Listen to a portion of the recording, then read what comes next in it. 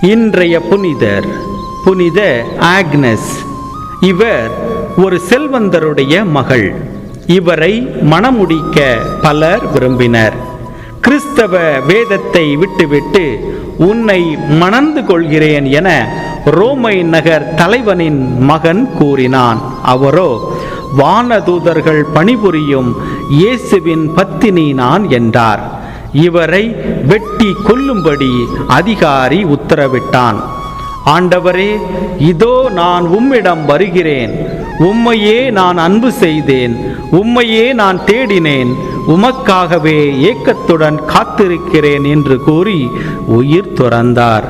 நாமும் கடவுள் மீது அதிக நம்பிக்கை கொண்டு நம்முடைய உயிரையும் உடலையும் உதிரத்தையும் இறைவனிடம் ஒப்பு கொடுத்து ஜெபிப்போம்.